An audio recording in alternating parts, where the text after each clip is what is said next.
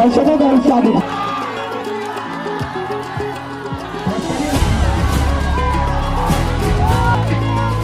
मैं बनारस 10 साल रह चुका हूँ और मुझे बहुत अच्छा लग रहा है कि आज मैं इवेंट करा रहा हूँ और बनारस से कंटेस्टेंट हैं और वो जीते हैं।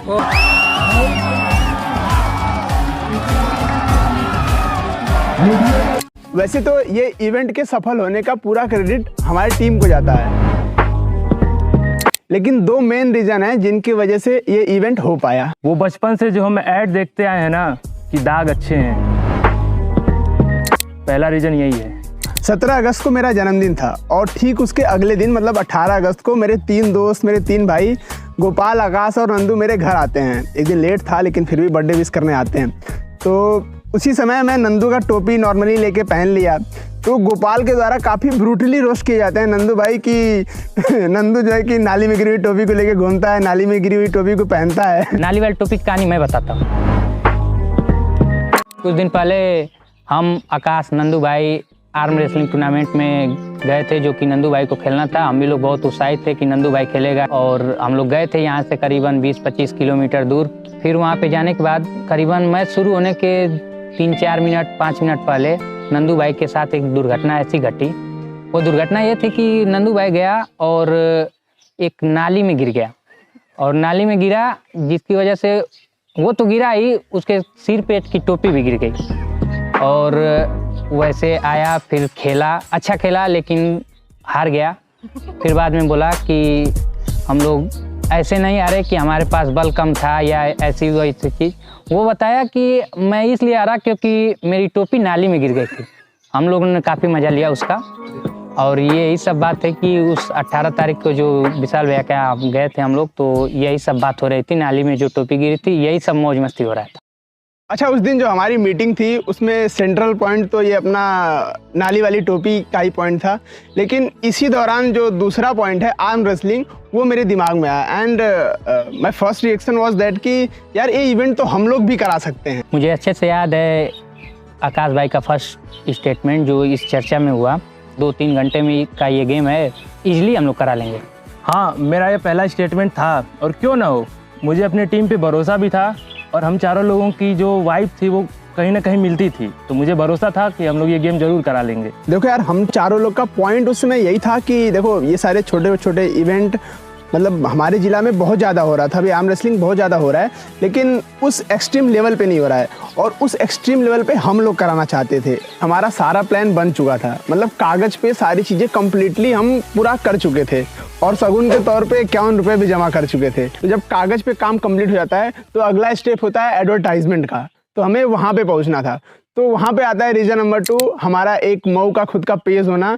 हम मऊ वाले पेज जो है हमारा, उस पर मऊ के 15,000 लोग जुड़े हैं, तो हमें उससे थोड़ा सपोर्ट मिला कि यार चलो एडवर्टाइजमेंट के लिए हमें बहुत ज़्यादा खर्चे नहीं करने पड़ेंगे। तो अगले ही दिन से हम लोग पूरा एडवर्टाइजमेंट में लग गए और अगल बगल पूरे ज़िले भर में चर्चा हो गया कि आर्म रेसलिंग हो रहा है। ऑनलाइन एडवर्टीजमेंट की वजह से जब दूर दूर से कई ज़िले से लोगों के फ़ोन आने लगे तो हम लोगों के ऊपर एक दबाव बन गया कि इस इवेंट से पहले हम लोगों को एक परमिशन लेने की भी ज़रूरत पड़ेगी। इसके लिए हम लोगों को SDM ऑफिस भी जाना पड़ा। आए थे हम लोग परमिशन लेने के लिए, हम मऊ पंजाबी की रेसलिंग कराने।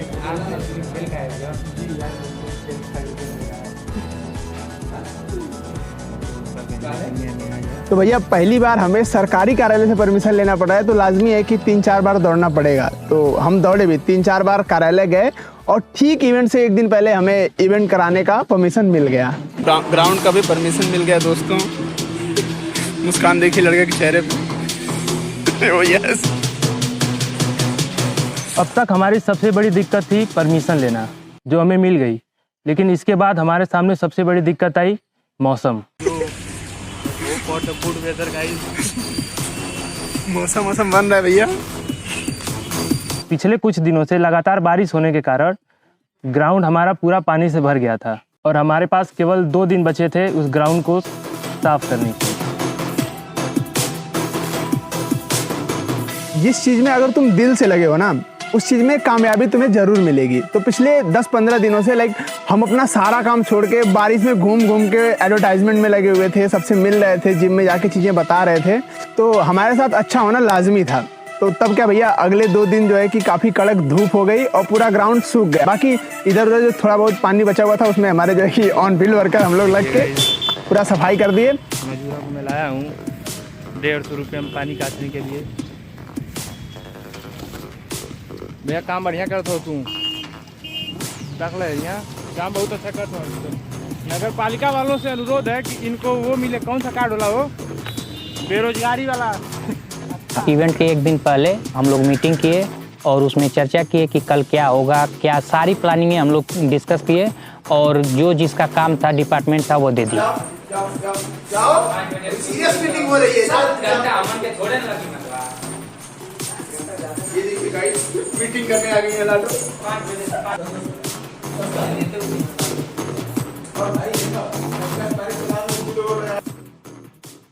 अब अगला दिन जो है वो सबसे इम्पोर्टेंट दिन था क्योंकि अगले दिन हमारा इवेंट था।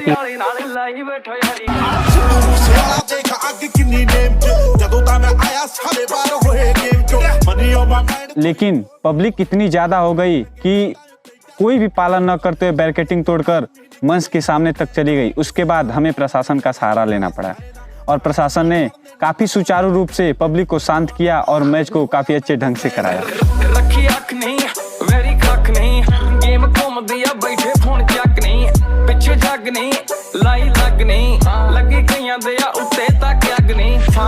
मैं जहाँ भी रहता हूँ मुझे लिखने पढ़ने का ही काम मिलता है, इसलिए मुझे वैसा ही काम मिलना लाजमी था। तो रजिस्ट्रेशन की सारी जिम्मेदारी मेरे ऊपर थी।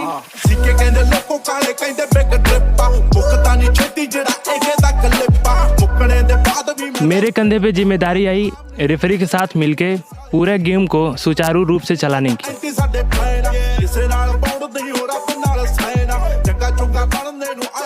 बलिया वाले हम छाए हुए हैं मऊ में, आयरन मैन बॉडी बिल्डिंग के। अच्छा बहुत बढ़िया संपर्क रहेगा। अरे गजब, बनारस से बाबू, बलिया से। चलिए देखें दोनों के बीच मैच हो रहा है, बलिया और बनारस, और ये फाइनल मैच है। देखिए मेरे ऊपर जिम्मेदारी ये थी कि वहाँ जो लोग भी आ रहे थे, प्लेयर्स हो गए या फिर चीफ गेस्ट, सबका वेलकम करना और उनको सारी चीज़ें मैनेज करना। और इसके अलावा स्टेज पे जो चीज़ें हो रही थी उसको भी मैनेज करना मेरे ऊपर जिम्मेदारी थी और मैंने इस चीज़ को अच्छे से निभाया। भाई पहली बार हमने कोशिश किया है हो रहा है, क्योंकि अब कराएंगे इवेंट तो बहुत सारी प्रॉब्लम भी आएंगी, हमने झेला। बट हाँ बहुत अच्छा चीज़ें चल रहा है और बहुत अच्छा लगा है कि हमारे मऊ वाले भैया हमारे इस छोटे से इवेंट में आए हैं।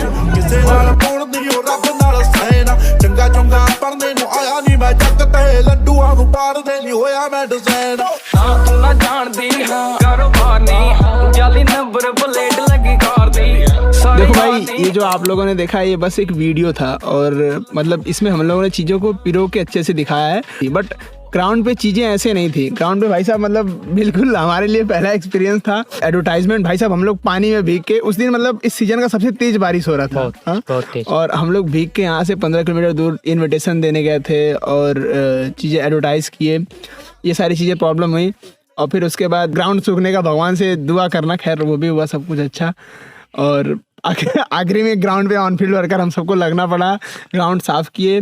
और फिर ये सब होने के बाद इवेंट में भी बहुत सारी प्रॉब्लम आई। मतलब आपको ये सारी चीज़ें उतनी आसान नहीं है भाई जितना अच्छा लगता है। जैसे चीज़ें फिल्मों में या फिर कहानियों में जैसा अच्छा लगता है देखने में, मतलब रियलिटी में थोड़ा सा अलग होता है। और आकाश भाई जो है कि हमारी टीम के ऐसे मेंबर हैं जो हमेशा एकदम काम रहते हैं, एकदम नॉर्मल रहते हैं, लेकिन उस दिन उनका हमें एक अलग रूप देखने को मिला। ऐसे करके धमकी दिए जा रहे थे।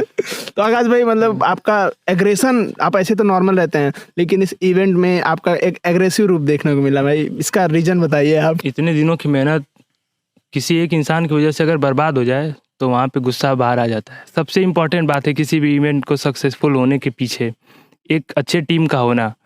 और मैं बहुत खुश हूँ इसको लेके कि हम लोग एक साथ इतने दिनों से हैं, पहली बार कुछ मिल के कुछ ऐसा अच्छा किया जिससे हम लोगों को काफ़ी कॉन्फिडेंस आया। और नंदू भाई को बहुत मिस कर रहे हैं हम लोग आज के शूट में। ये शूट लगभग पूरा हम लोग 2-3 घंटे में कंप्लीट कर लिए, लेकिन हमारे नंदू भाई हैं वो इतने चीज़ों में इतने एक्टिव रहते हैं कि अगर वो रहते तो 2-3 दिन लग जाता है इस शूट में। पहली बात ये कि इतने भव्य हम लोग आयोजन करा रहे थे, बहुत भव्य आयोजन कराए। अलग ही प्रकार का प्रेशर रहता है कि कैसे सफल होगा, कैसे होगा, और इसी में अलग अलग प्रकार के खिलाड़ी आ जाते हैं ऐसे ऐसे बातें करने लगते हैं। अब जिसका कोई वजूद नहीं होता। नहीं, बट वो कर- गोपाल भाई आपको मारना नहीं चाहिए था। मतलब अब मतलब क्या है, ये जान के बहुत अच्छा लगा भाई हमें कि नए नए लोग काफ़ी मोटिवेट हो रहे हैं कि हमें भी आर्म रेसलिंग करना है।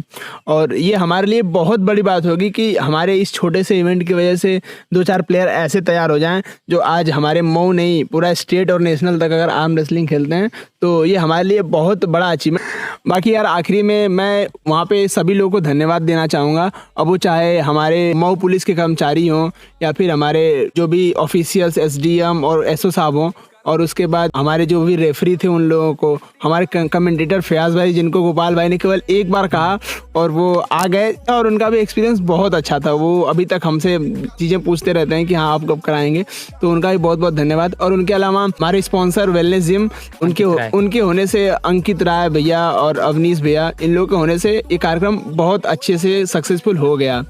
तो ठीक है भाई, मतलब यह तो जस्ट अ वीडियो था। इवेंट में आप अलग ही वाइब थी, तो अगर आप मऊ से हैं तो अगले इवेंट का वेट करिएगा भाई, आप फिजिकली आके देखिएगा, वो चीज़ अलग फील रहेगी। ठीक है, बस जल्दी कराते हैं सीजन 2 और फिर उसके बाद अगर आप मऊ के हैं तो इवेंट में मिलते हैं और नहीं तो फिर ऐसे ही वीडियो में मिलते हैं सीजन 2 के बाद। ठीक है, धन्यवाद। खत्म ना